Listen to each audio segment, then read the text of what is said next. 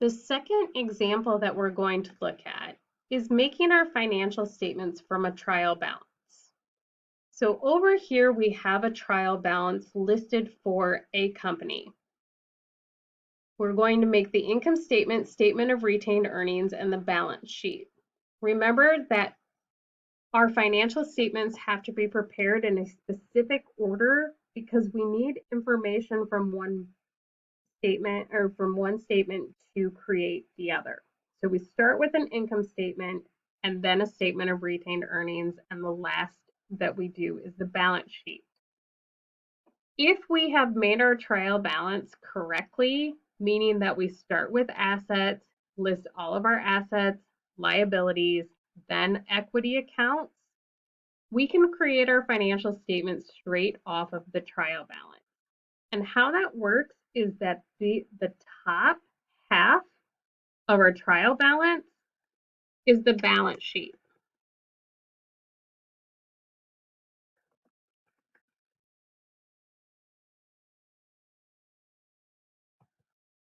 This line is needed for our statement of retained earnings.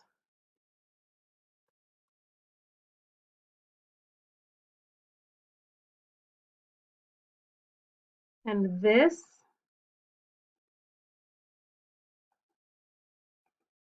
let's pick a better color, is our income statement.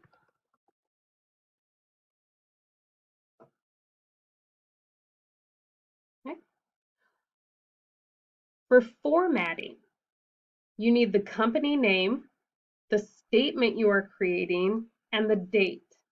On the income statement, we have for the period ending August 31st, 2020. We have it's August 31st and we're creating financial statements. That can also say for the month ended, for the year ended, for the quarter ended.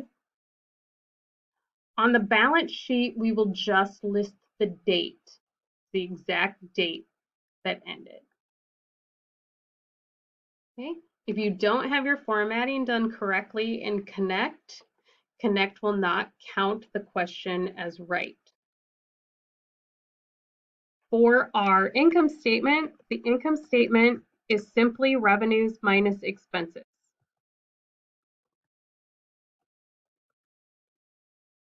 We have one revenue for this company, consulting fees of $27,000. Then we will list expenses. And for simplicity, I am just going to copy and paste these. I'll remove the color.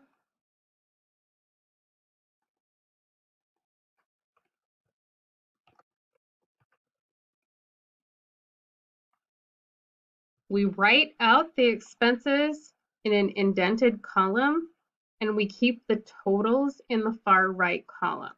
So we will we'll add up all of our expenses and have our total expenses right underneath our revenue. For formatting, we put a $sign at the first number in each column and on our total.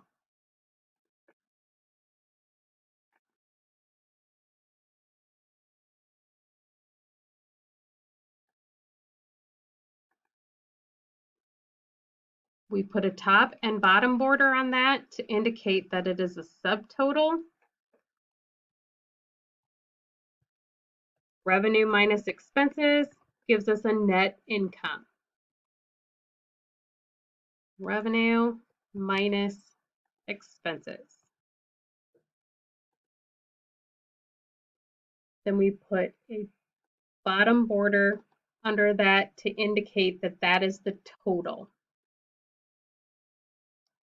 For a statement of retained earnings, we start the statement of retained earnings with beginning retained earnings. We add net income or loss. If we have a net loss, we would put it as a negative number. We're going to total those two together. We can see that we don't have a beginning retained earnings. It would be listed here between common stock and dividends if we had a beginning retained earnings. So we will put 0. We'll put a $sign there. Our net income, we just calculated, be $10,470. We add those together to get our total.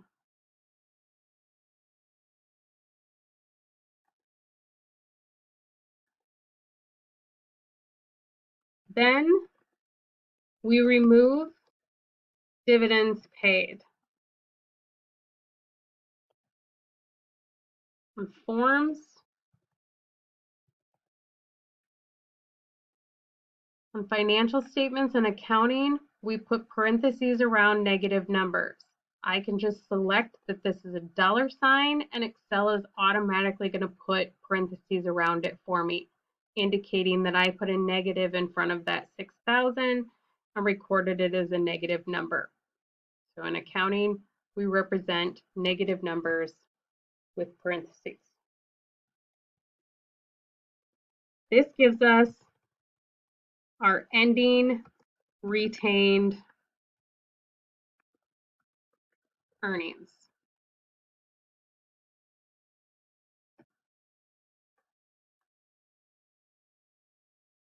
I forgot to write sum in front of that.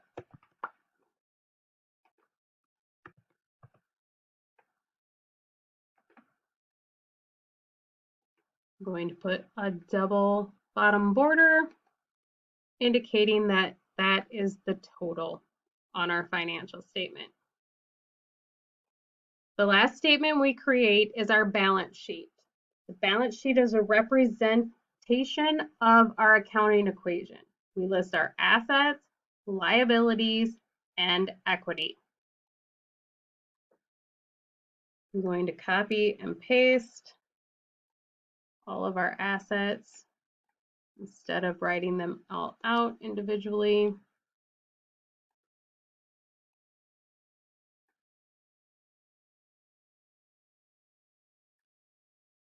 The only liability we have is accounts payable, $10,500. After you write out all of your liabilities, you are going to write your total liabilities and sum all of your liabilities. Sum when you have more than one liability.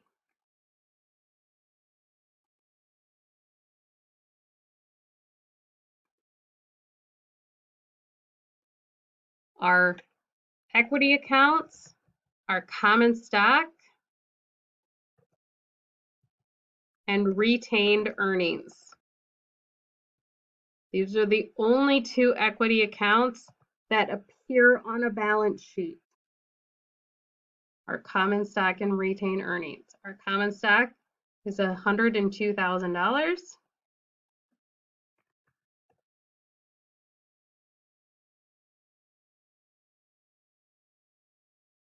And our retained earnings we just calculated was $4,470.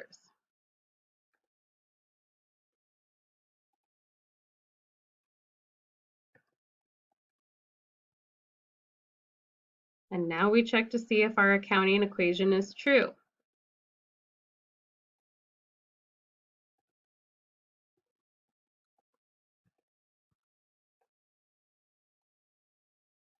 Do our total assets equal total liabilities plus equity?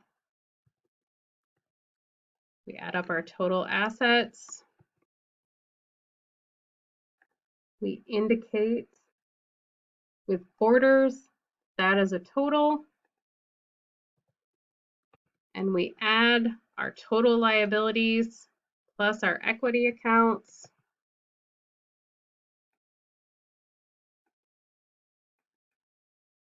And indicate that that is a total. And there we have our balance sheet. The last example that we have is looking at the changes, how the changes in the equity account is affected by the net income. So we can see here in our statement of retained earnings, we take our beginning retained earnings, add net income, subtract dividends, and end up with our ending retained earnings. So when we're looking at this, we've been given assets and liabilities. What we're missing from our accounting equation is the equity. So we want to know what the beginning of the year equity and the end of the year equity was in order to determine what the changes in our equity account were throughout the year. So if assets equal liabilities plus equity, then assets minus liabilities equals equity. So we'll take the asset account minus liabilities. We select that and pull down, we copy that equation. So at the beginning of the year, we had 40,000 in equity. At the end of the year, we have 29,000 in equity. We have a change in our equity account of $29,000. Now we're going to look at each one of these items and determine what the net income or loss was for that year based on each one of these separate cases. So each line is a separate instance. So if under line A, we made no investments in the business and no dividends were paid during the year, what was our net income?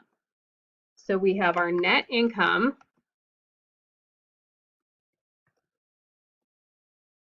minus dividends plus investments equals our change in the equity account. So if we fill that in with numbers or unknowns, we don't know what the net income is. We would put a question mark or X if we're going to write an algebraic equation and solve for X. So we have our net income minus, we have 0 in dividends, plus 0 investments equals a $29,000 change in equity. So that one's fairly easy. Our net income is obviously $29,000.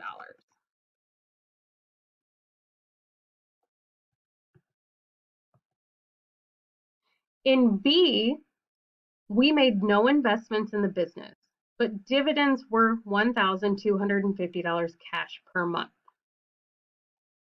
So we have our unknown net income. We do have dividends this time, it's not 0. If we take $1,250 times 12, we end up with $15,000 paid during the year in dividends. We have 0 investments, and our change in equity was $29,000. So we're solving for what was that net income.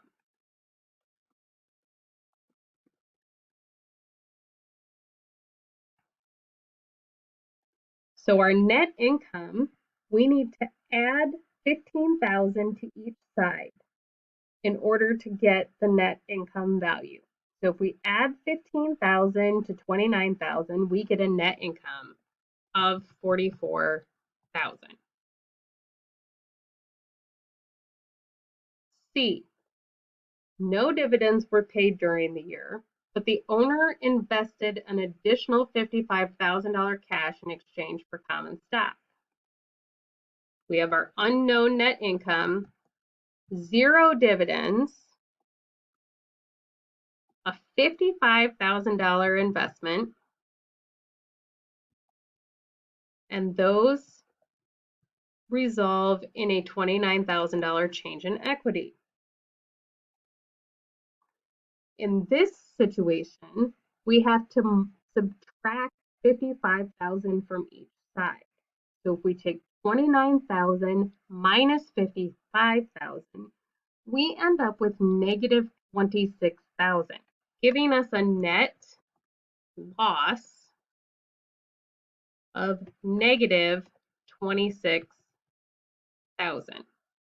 Want to turn that into dollar amount so we get our parentheses around it. And in the last scenario, we have dividends, $1,250 cash per month, so $15,000 for the year. And we invested an additional $35,000 cash in exchange for common stock. So we have our unknown net income minus 15,000 plus 35,000 equals $29,000. So our net income in this case, we're going to condense 35,000 with our negative 15,000. That gives us $20,000 on the left side of our equation. We need to subtract $20,000 from each side to solve for this net income unknown. So our net income is $9,000.